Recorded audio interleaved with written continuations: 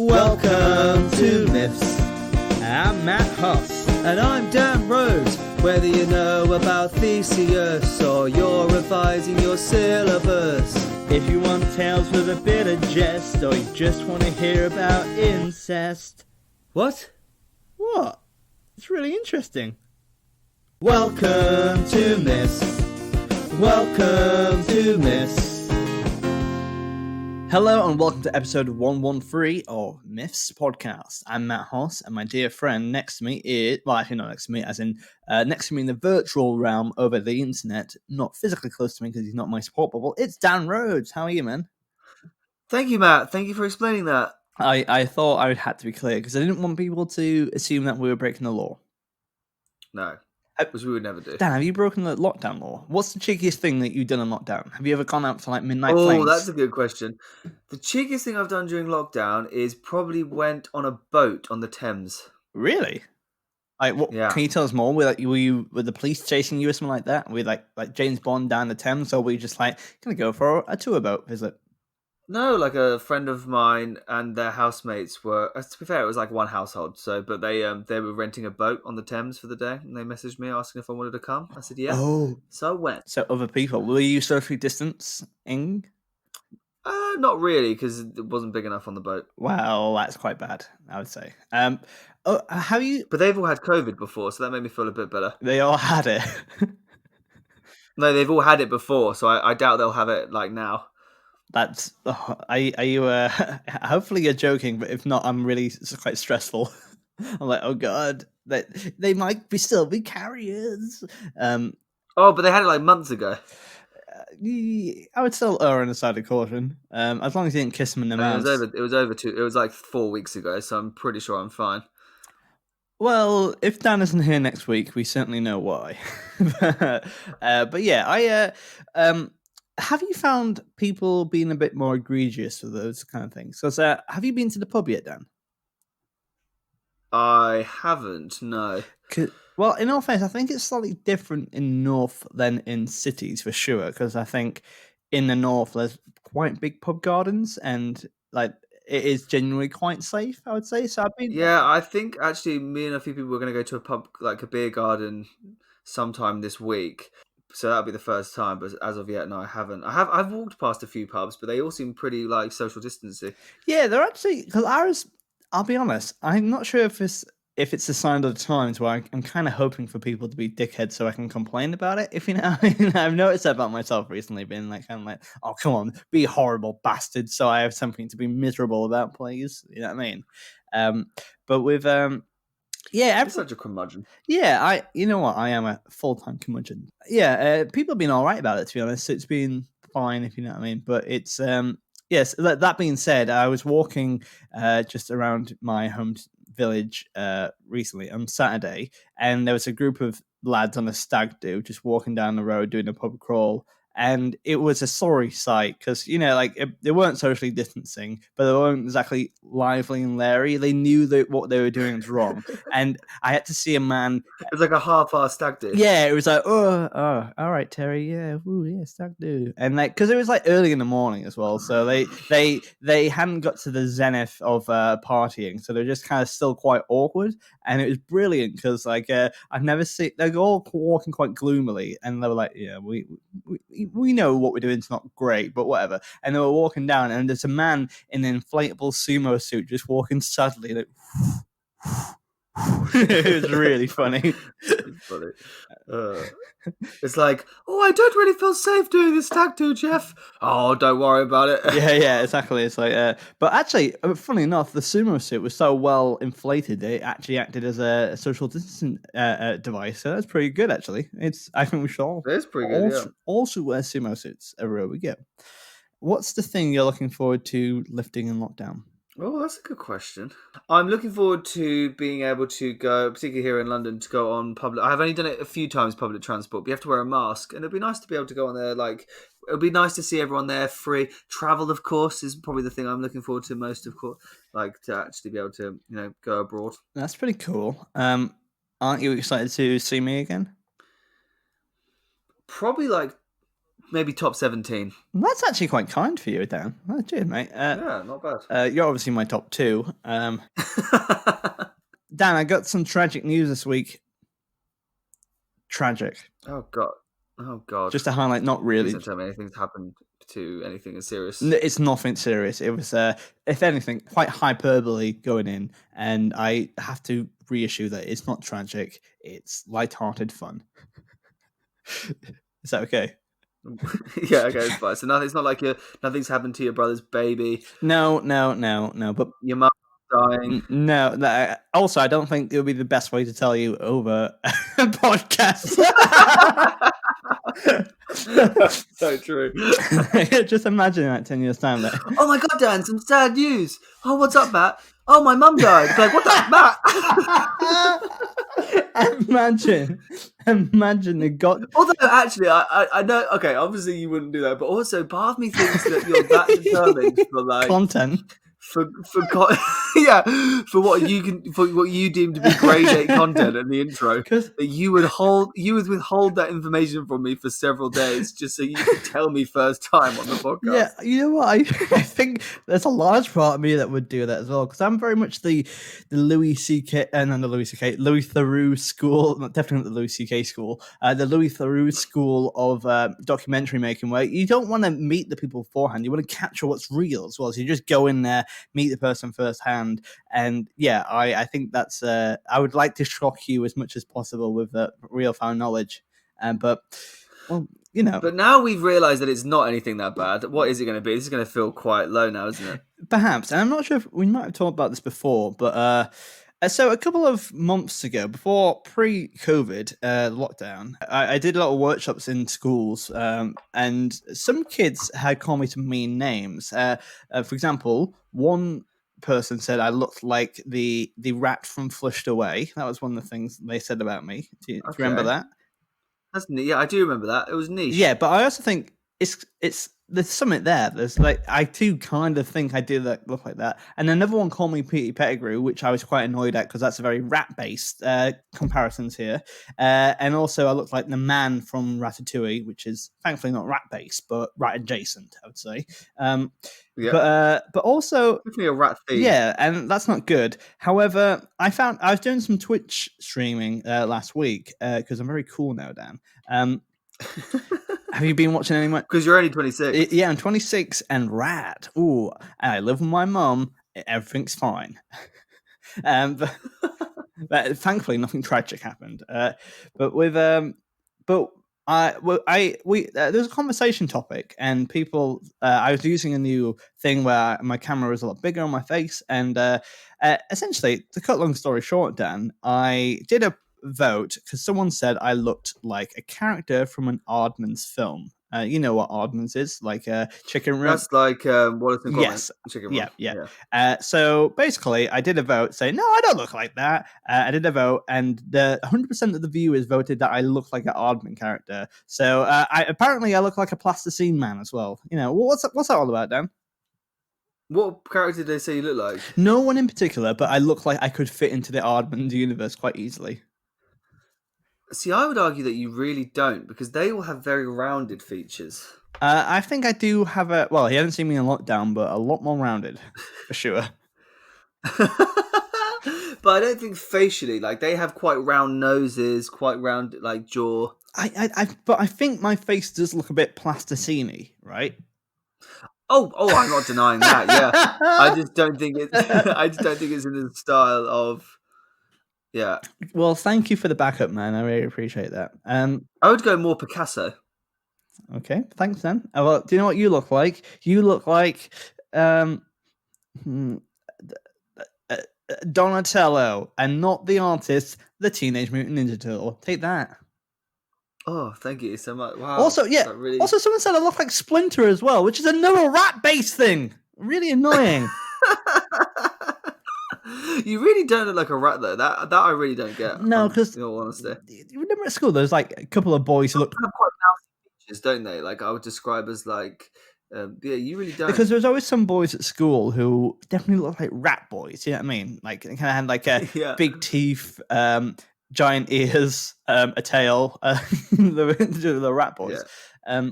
I think, and I think even you can agree, that saying you look like a beaten up Nick Frost is still the closest comparison you've ever had.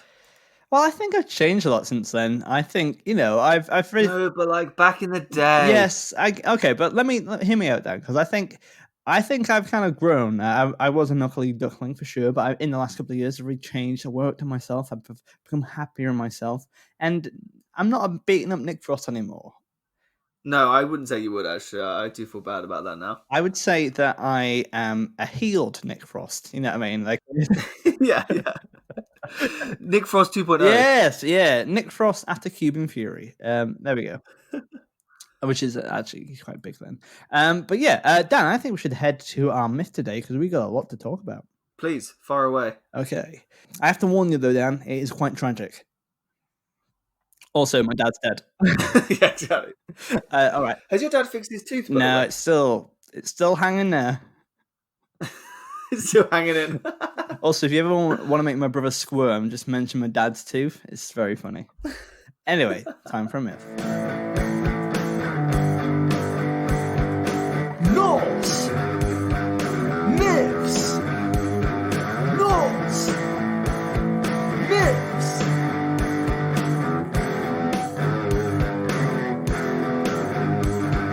Norse myths. Norse myths. Okay, so welcome back post jingle. I always enjoyed that jingle. I've been putting up, also Dan, I'm not sure if you've been noticing, but I've been putting in some old school jingles which we used once, like the Odyssey and the Trojan War Yes, one. I have been noticing such things. Because Dan always does edit notes, and when I put the Trojan War jingle back in, which is me singing karaoke of Civil War by Guns N' Roses, he was like, "What the fuck is this? I hope this wouldn't return." Yeah, I was like, was not expecting this to come. I thought the first time I ever heard that would also be the last time I ever heard yes, and in all fairness, it did get used quite a lot during the Trojan War era, and also there's quite a weird Odyssey one which I kind of recorded in 5 minutes, and I think you can tell that as well. But my favourite one is still the American accent one. Oh yeah, that was a good one. My name's Matt Haas, and in this segment, I'm doing the American accent. Yeah. I advocate the safe use of Myths podcast. That one. In small doses. There we go. But yeah, I think there's some good ones. Also, I learned to use GarageBand recently, so I think I might make some new jingles for us. So that'd be fun. Please. We're going to do one where we're doing rap or something like that. That'd be fun. But anyway, that's not about us. It's about Baldur today, because, this is a big one. Something we've wanted to do for a long time. It's a bad one. So Dan, do you know much about Baldur?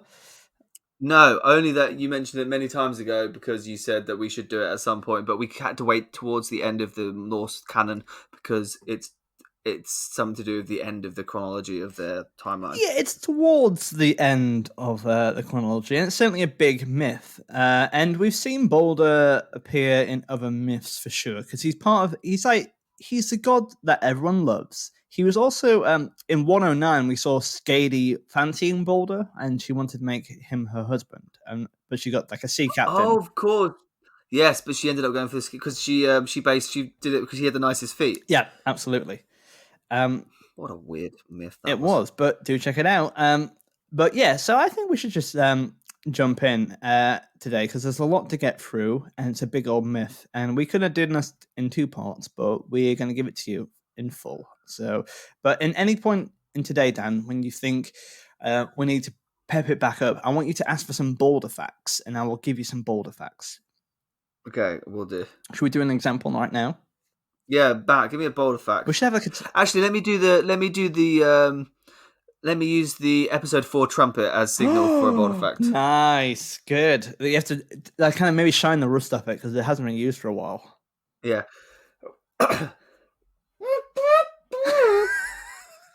Oh, it's really rusty. Huh? Yeah, it is. You got to put some WK-4D on it. There we go. It's working now. Dan, I gotta say, your spray impression there was fantastic. It sounded like real spray. Yeah, I just sprayed. I sprayed WD-40 everywhere. God, how are you not employed work? That's great. I don't know how. Oh my really god. Good. Anyway, Baldur fact. Fun fact about WD-40. Yes. They haven't WD-40 as a company have not patented WD-40 because in order to get a patent, it means they would have to release what is in it, and they don't want to do that, so they haven't got a patent for it. Very cool. I bet it's like rat piss or something like that. Yeah. Anyway, in Anyway, Boulder fact. that was the single fact. Well, sorry, it wasn't the WD-40 fact, which I was calling WK-40 because I was thinking of the rock musician Andrew WK. In Old Norse, Baldur means brave. In Icelandic, it means bold. That's a Boulder fact. Thank you. Anyway. Okay, I think we should start the episode. By the way, it's interesting to say boulder is not spelt like a boulder. Like, oh, that's a nice boulder. Shrek reference. It's as in, it's just the name. Baldur. But there's also different variations on that spelling as well, because sometimes it's just with no U, it's a boulder, like that, like otter and stuff like that. I didn't ask for a boulder fact, did I? Oh, sorry, my bad. I'll unsay it. Yeah, please retract that. Yeah. Baldur was one of the most beloved of all the gods, Mm-hmm. the son of Odin, the chief of the gods, and the benevolent sorceress goddess Frigg. We've met both of those. Yeah. Do you know much about Frigg? Yeah, she's Baldur's mum. Oh, Jesus, you're such an asshole. Frigg is like kind of like an Earth mother. She's very much to do with nature and stuff like that. Like Mother Earth. Yep. Baldur was a generous, joyful, and courageous character who gladdened the hearts of all who spent time with him. Oh. Yeah. One day I'll put that on your tombstone. Yeah. Do you think I'm like Baldur? Like everyone likes me? Yeah, I think you are a Baldur. Actually, I actually would be nice and say that. Oh, thanks, man. Yeah, no, you're definitely a Baldur. Don't worry about it. Oh, but wait, do you mean I'm a Baldur as in like people like me, or I'm round like a Baldur?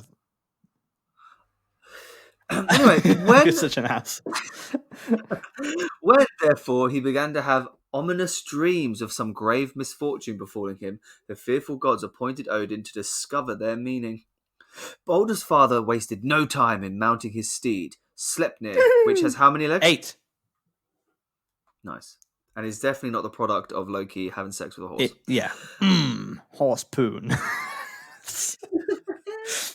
Baldur's father wasted no time in mounting his steed Sleipnir and riding to the underworld to consult a dead seeress whom he knew to be especially wise in such matters. So like some Freudian dream analysis doctor in the underworld. Yeah, kind of in like, yep, you fancy your mum. But also, we also, so it's Seer. Do you know what a Seer is, Dan? Seer is like an oracle. Yeah. See, we learned that. We've learned that because of myths. Because in like about 50 episodes ago, we didn't know what a Seer was, but now we know. And we know what oracles are because Greek mythology. Oh, they love an oracle, don't they? Big up oracle. Should we do like a demonstration of an oracle? Because there's always a type of thing which happens with an oracle, which I'm pretty sure you're aware of. So I'll be a person going into an oracle. You be an oracle, okay? Okay, yeah. I think so I know. This is Greek okay, myths.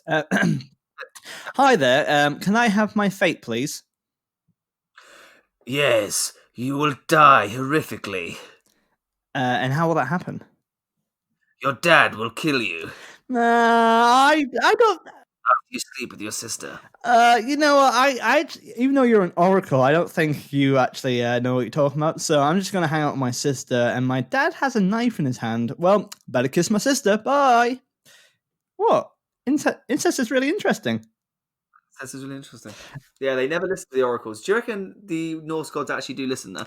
Let's find out, shall we? When, in one of his countless disguises, he has countless disguises. I mean, in all fairness, he has about 3. Yeah, exactly. He reached the cold and misty underworld. He found the halls arrayed in splendor, as if some magnificent feast were about to occur. Odin woke the seeress and questioned her concerning this festivity, and she responded that the guest of honor was to be none other than Baldur. Dun dun dun! So she merrily recounted how the god would meet his doom, stopping only when she realized, from the desperate nature of Odin's entries, who this disguised wanderer truly was. Oh, this is a meaty little myth. This is nice. Already, I like this.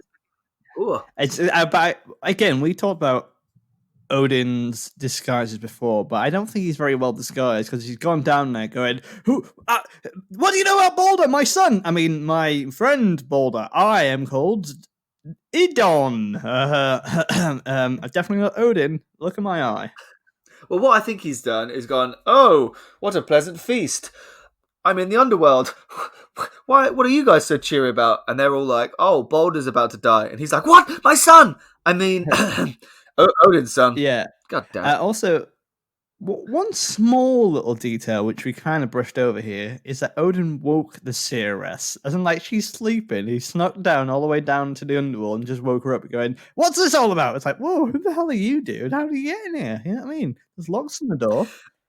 Do you know what I really like, though, is the idea that he was surprised by the feast? Because I really like the idea that he's gone to the underworld that's normally dark and gloomy and foreboding. And he's got there and it's like a really nice, like it's like a wedding, it's like a beautiful party happening. And he's like, huh, this doesn't look right. Yeah. Nice. And indeed, all that she prophesies would come to pass. Because, spoiler alert, they're always correct, as our little prologue. Absolutely. Odin returned in sorrow to Asgard, the god's celestial stronghold, and told his companions what he had been told. Frigg, yearning for any chance of saving her treasured son, however remote, went to every entity in the cosmos, living or non-living, and obtained oaths to not harm Baldur. Okay, so she's literally gone to every single planet and gone, okay, mate, all right, you're a blade of grass, and you probably can't harm Baldur, but could you sign a document to ensure that? You know what I mean? Like, she's every entity in the cosmos, so that's everything in Yggdrasil. Yggdrasil. Sorry, I didn't do it. Okay. Should I carry on? Well, why don't I do? Yeah. Okay. Yeah. Good. Why don't we just do? You do the next one, and then yeah. Yeah. After these oaths were secured, the gods made a sport out of the situation. They threw sticks, rocks, and anything else on hand at Baldur, and everyone laughed as those things bounced off and left the shiny god unharmed. Oh my god! The willing and disloyal Loki sensed an opportunity for mischief. Okay, so what's great here, because he's essentially invincible, right? Because everything in the whole world can't hurt him. So they've basically said, ha ha ha, we're going to prove this Seeress wrong. Look, we're trying to kill him and harm him and nothing's happening. Ha ha ha, we're right, you're wrong. I think it's kind of like a more jovial thing. It's like, hey, check out his brand new superpower, and then just throwing like rocks at him and like daggers at him and like shoot a musket at him. He's like, yeah, it doesn't work, guys. Just goes around him and hits like someone else in the head. Like, Thread, are you okay? Sorry, I'm just laughing because it reminds me of that episode when Thor throws that. What's he throw? He's in that guy's house and he throws something and it literally like knocks down all these pillars. It was the guy's flask or something. That was it, yeah. The guy's goblet. Yeah. Smack on his forehead. Yeah, that made me laugh. Anyway, Matt, what happened? So Loki, he's sensing this. He's like, ooh, what's he going to do? He gets a bit of a wide on for mischief, doesn't he? So, he does. In disguise, he went to Frigg and he asked her, Oi, Frigg, did all the things swear oaths to spare Baldur from harm? And Frigg replied, oh yes, everything except the mistletoe. But the mistletoe is so small and innocent a thing that I felt it superfluous to ask it for an oath. What harm could it do to my son? Immediately, upon hearing this, Loki departed, located the mistletoe, and carved the spear out of it, and brought it to where the gods were playing their new favorite game. Interesting. Do you see what he's done there? Yeah, he's going to stab him with some mistletoe. Yeah. And also, he just had this brand new power for one day, and Loki's like, right, time to kill him. He approached the blind god, Hoder, which is Old Norse for Slayer. But I wouldn't go to see Hoder band, and said... Also means hold the door, does it not? Very nice. Very nice.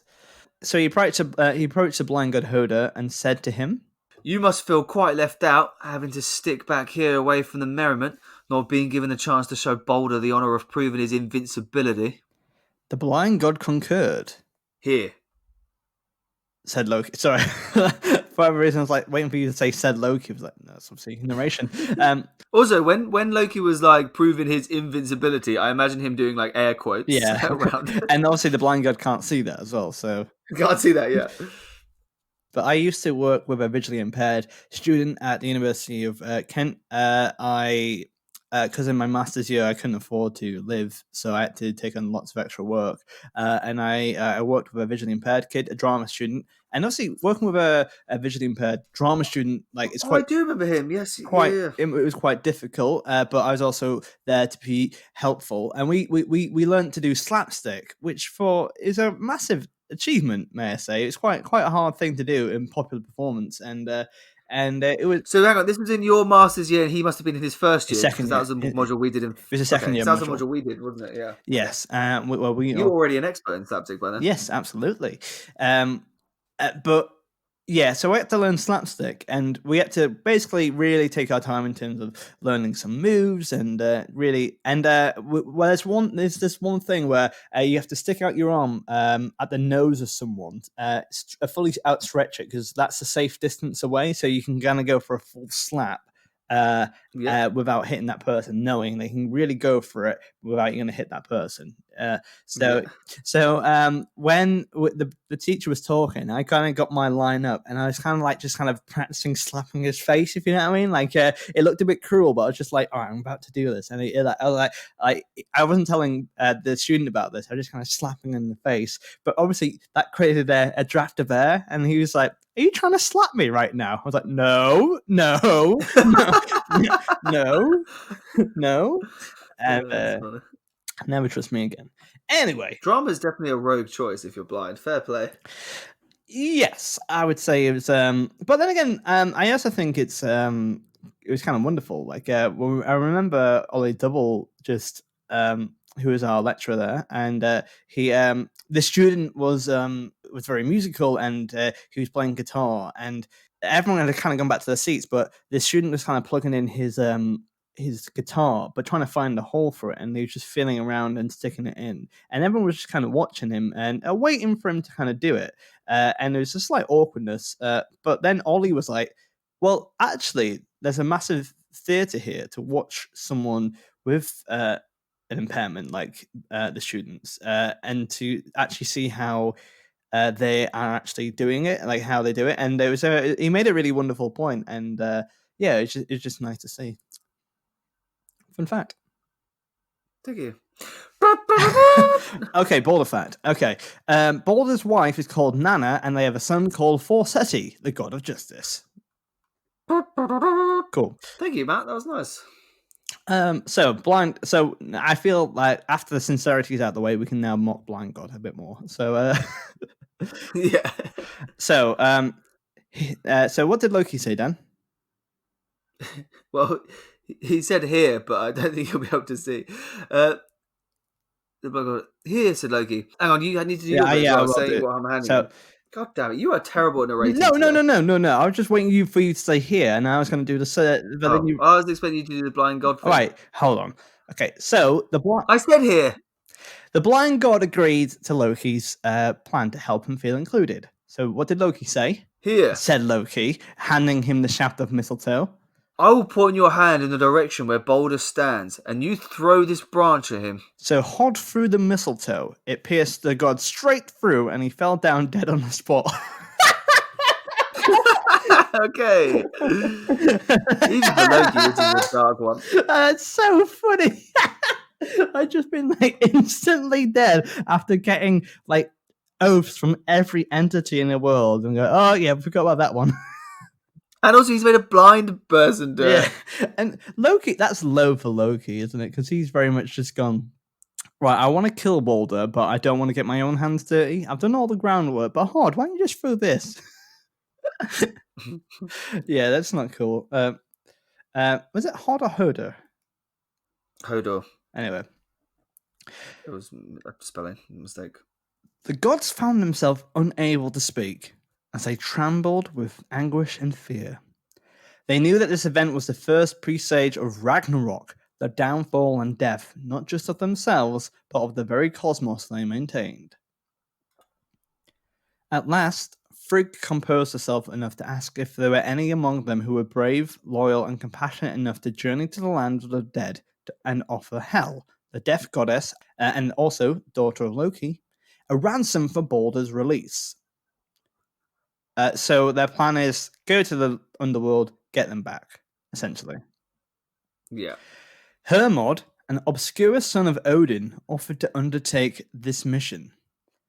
Odin instructed Sleipnir to bear Hermod to the underworld, and off he went. The gods arranged a lavish funeral for their fallen friend. They turned Baldur's ship, Hringhorni,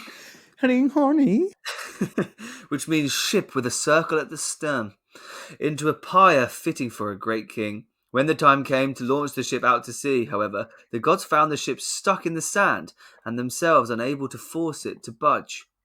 After many failed attempts, they summoned the brawniest being in the cosmos, a certain giantess named Hyrrokin. Hyrrokin arrived in Asgard riding a wolf and using poisonous snakes for reins. I mean, she's a badass. She dismounted, walked to the prow of the ship, and gave it such a mighty push that the land quaked as Hringhorni was freed from the strand. As Baldur's body was carried onto the ship, his wife, Nanna, was overcome with such great grief that she died there on the spot and was placed on the fire alongside her husband. The fire was kindling, and Thor hallowed the flames by holding his hammer over them. Odin laid upon the pyre his ring, Draupnir, and Baldur's horse was what? Okay, flames. wait, well, hold on 1 second. So, right, there's in the last 3 sentences, a lot of weird shit just happened. Like, can I also say, by the way, this is an important piece of Viking history because, as some people might not be aware, Vikings, for like royal burials, they would like put the person on a ship and then push the ship out to sea and then set fire to it, right? And it would like burn. And some of their possessions as well, right? Yeah. Like how Boromir was pushed down the waterfall in the end of Fellowship of the Ring. But some weird stuff happened there, Dan. Like, so his wife was so sad, even though she had seen him die a week earlier. Although she was so sad, she was like, "Oh God, my grief is too much," and she died. Then they were like, "Well, no way, building a second funeral pyre." Just threw her on straight away. Just threw her on that boat, yeah, the burning ship.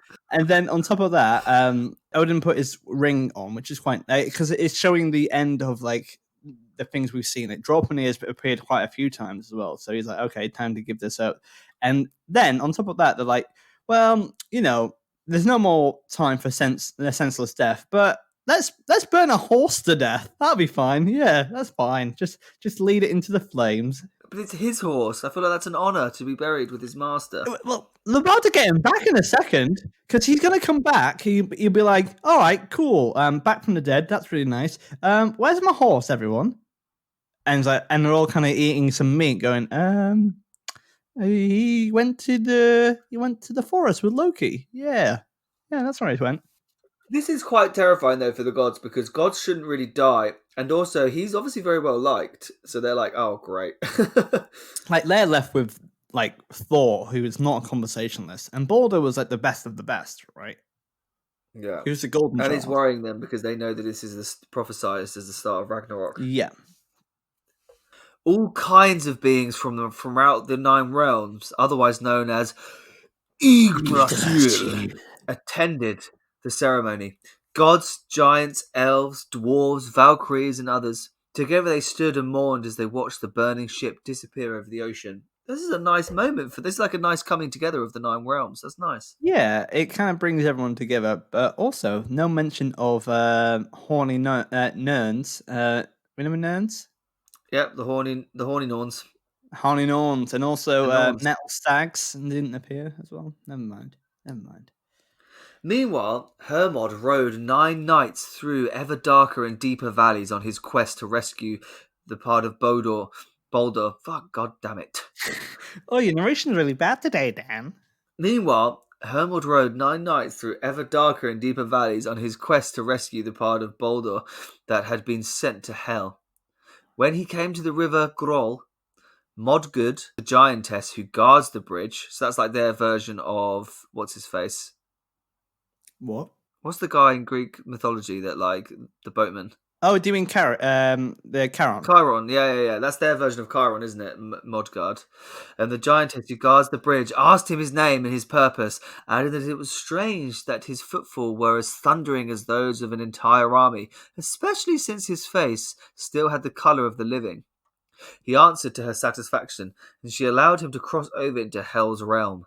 Sleipnir left over the wall around that doleful land. Wow, that's pretty cool.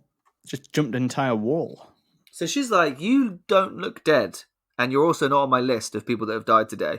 And he's like, yeah, well, I am. And she's like, good enough for me. I'm coming through. I mean, there's literally no other reason for that as well. Like, she's going to lose her job after that. She's going to be brought into the door HR. staff aren't great in there. Look, right, Modgood, we need to chat about your security issues because you let in someone, and that's not okay. Do you think they have their version of Think 25, but it's like Think Dead? It's like, even if someone looks like they're not dead, do question it, yeah.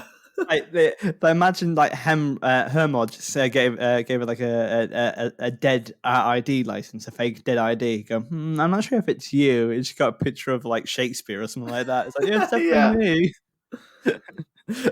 Anyway, upon entering and dismounting, Hermod spotted Hel's throne and Baldur, pale and downcast, sitting in the seat of honor next to her. Hermod spent the night there, and when morning came, he pleaded with Hel to release his brother, telling her of the great sorrow that all living things, and especially the gods, felt for his absence. Hel responded, "If this is so, then let everything in the cosmos weep for him, and I will send him back to you. But if any refuse, he will remain in my presence." Good Hel voice, by the way. Thanks, man. I really appreciate that. Hermod rode back to Asgard and told these tidings to the gods, who straight away sent messengers throughout their world to bear this news to all of their inhabitants. So it's kind of like an emotional petition. So if you cry for Baldur to come back, he can come back, but everyone has to do it. And indeed, everything did weep for Baldur. Everything, that is, save for one giantess. Tok, who was none other than Loki in another disguise. Tok coldly told the messengers, do you want to do the voice? Yeah. But this is going to be Loki trying to do an impression. So I need to be Loki. I need to channel Loki doing an impression. Of a giantess, so very big. Of a giantess. Ooh, let Hel hold what she has. That was quite sexy, actually. I reckon that's him doing an impression. So Baldur was condemned to remain in Hel's dampness and cold. Never again would he grace the lands of the living, and with his gladdening light and exuberance. Wow. And I think it's time for another Baldur fact. Baldur's Great Hall is called Bridiablik. There you go. Yeah. Oh, so he's dead, and Loki really wants him dead. That was weird, right? That was weird, yeah. Oh, well, but also Baldur does come back from the dead after Ragnarok. He's one of the few people that kind of restart civilization after Ragnarok. Do you know what I mean? Because there's like a new society after Ragnarok. Yeah. And Baldur and Hod will rule Asgard together in the place of Odin after Ragnarok. Cool. Well, I think we should start to rank this because we have a lot to talk about. Let's go. Hey there, my name is Matt Huss, and in this link I have an American accent, and I advocate the safe use of MIFF podcasts in small doses. Hey, Dan, are you? Matt, how do we rank these? I was going to do a joke then, but it wasn't. I can tell that you're not going to give anything for this, but Dan, are you feeling sexy? Are you feeling horny? Where was that joke 30 minutes ago? Actually, 30 minutes ago is too long. It would only be 12 minutes in after I talked about my dad's tooth, so it would be inappropriate. So anyway, let's talk about how we're going to rank this, because every episode we like to put join this myth to our leaderboards, which is currently under maintenance. Yeah, and you can it's ranked in 4 categories out of 10. That's life skills, morals, creativity, and WTF. So let's look at life skills, the practical things that we learned in this myth. So I think what do you think then? We learn how to go to the underworld. Yeah, big one. And the thing we learned obviously that in Greek myths, but that's rarely done in Norse myths. It happened quite a lot in Greek myths, but this is a big thing. Yeah. Also, it's quite easy to break in.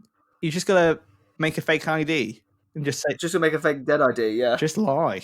That's fine. We learned how to like create a shaft and also how to frame someone for murder. Yeah, we learned how to frame a blind guy for murder. Wow. And also, from my recollection, Hod is treated like a war criminal, by the way, essentially. He's I was going to say, what happened to Hod? They didn't really talk about how the gods probably didn't, like, he was probably framed for... Yeah, I think I think it was like sent to God jail, was killed or something like that. But yeah, he was very unjust for sure. But yeah, so we learned to do that. We also learned... we learned how to do funeral pyre. Yeah. We also learned how to kill a horse. We also learned how to ride a horse. We also learned how to create a party for the underworld. Yeah. We also learned how to contract laws. We learned about contract laws. That's a big one, and something we've never done before. Learn how to also a lot of outreach for that. They got to meet every entity in the world twice, essentially, didn't they? Yes, that's true. Yeah. And we learned how to come together at a time of grief. And everyone cried. Everyone learned how to cry. We learned how to go in disguise. Yep. We also learned learn how to make a deal, because Hel wasn't unreasonable, right? Hel was like, yeah, that's true. That's true. Also, we also learned how to boot a ship as well. Yeah, I think I've got a number. Okay, I've also got shall we write ours down and come to them at the end? Or was that too convoluted? That's just too mad. Let's just do 3, 2, 1. 3, 2, 1, 9. 7. Oh, wow. Okay, I was actually going to get 8, but I went down 1 because I knew you were going to go up 1. Well, I think 9's reasonable, actually, because there's a lot there. And we did learn a lot, to be fair. And a lot. Yeah, I'm with you on that one. We did learn a lot. All right, 9. Bam. I just went 1 lower than I was actually thinking, because I know that I thought you were going to go something crazy like 10, and I wanted to... just really bring the average down. Yeah. Okay, morals. So these are the moral lessons we learn, or lack thereof, as well.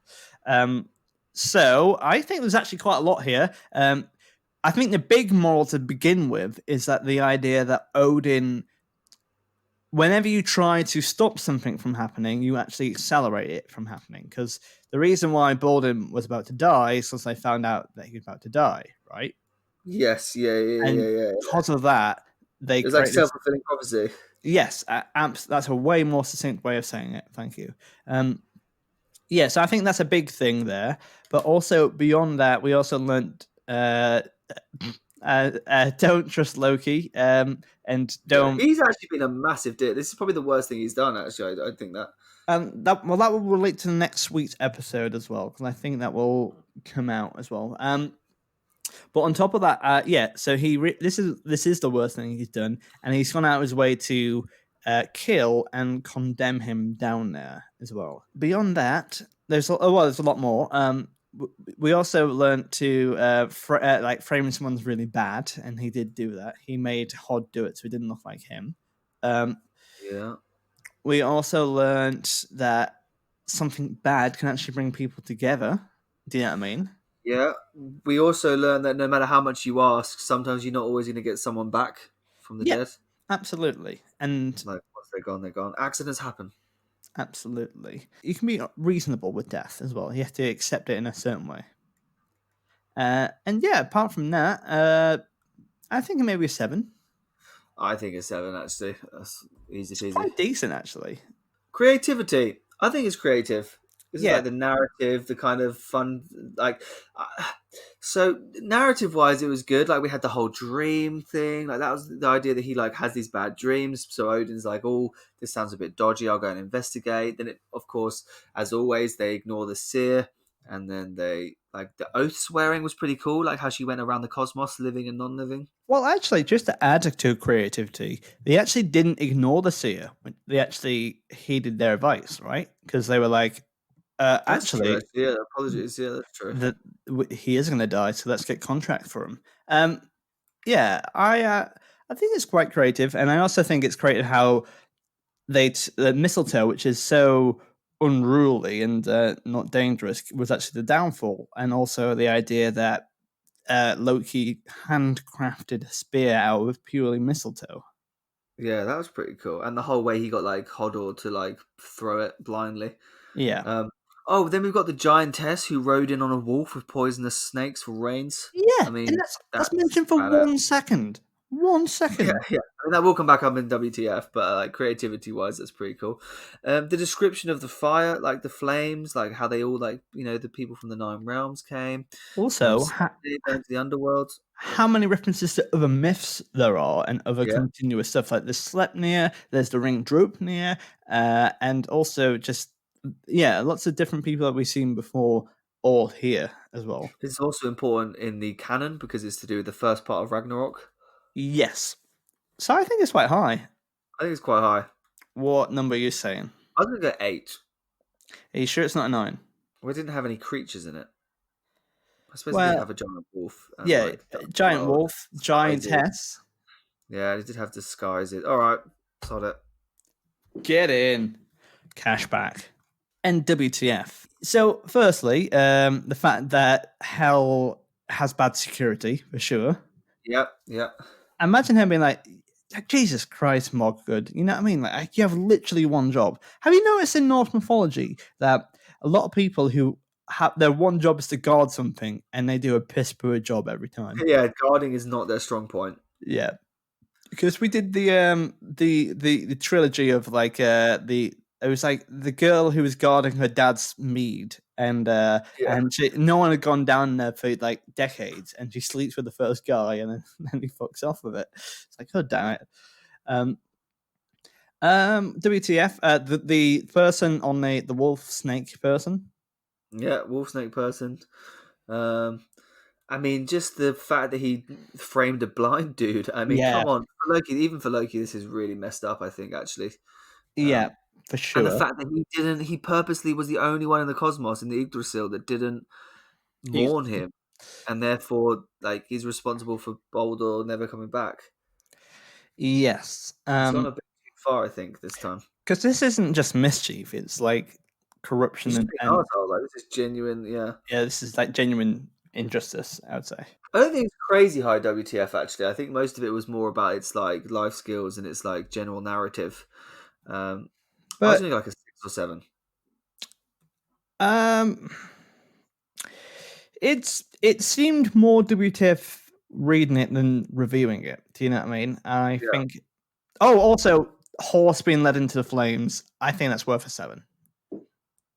Yeah, I think it's a 7 to be honest. Yeah, 7. Bam. Okay, well, this is quite a high myth, actually, isn't it? So that's added Yeah. up. So 9 plus 9 plus 7 plus 7, which equals 32. 32, is it not? Yeah. Lovely stuff. Nice one. So that's pretty high myth, isn't it? It's not the highest, but it's certainly in a I think it might be. Yeah. it's in the top 10. or top echelons, maybe not top 10. But certainly top 20. But yeah, well, that was a fun one. I really enjoyed that one. But on top of that, Dan, where can people find us online? They can go on Facebook and Twitter at Myths Podcast. Mm-hmm. And they can email us if you have any suggestions for myths, particularly as we're getting to the end of Norse mythology. We'll be grateful for any other stories or cultures you want us to do myths from. Yes. You can do mythspodcast@gmail.com. I also, just another. Dan's already mentioned it, but like we are very much at the end of Norse myths. So, and currently we are recording this on a week by week basis. So, if you want your email read out, pretty like the latency between you sending the email and getting it read out will be quite short. Let me just say there's no backlog at the moment, so please get in touch. But yeah, you can get in touch for that. Also, if you want to donate to our Patreon, you can do that on the links below.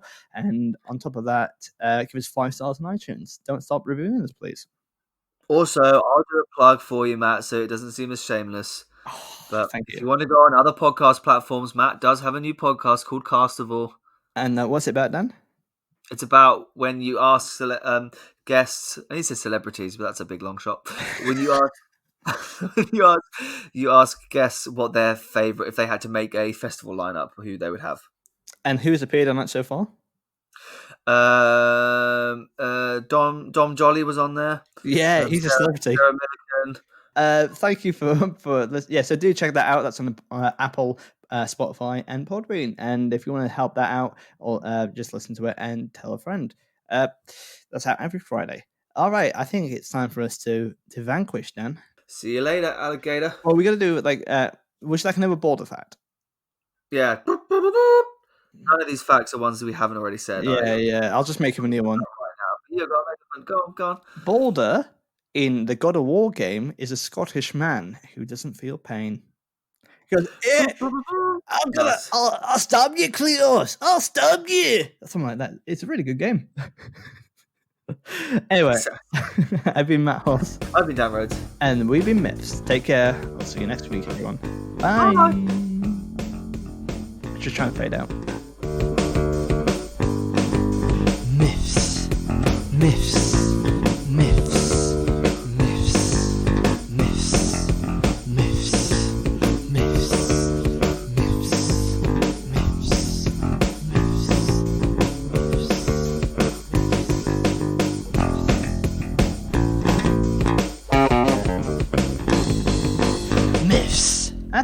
I can't remember, but I think we've been suggested by this by some listeners. So thank you for that. If you got in touch, I have forgotten you, but thank you for getting in touch. I will have to cut that out because it wasn't funny enough. Because if you laughed at that, Dan, I would have kept it in, but it just sounded horrible otherwise. Yeah, just.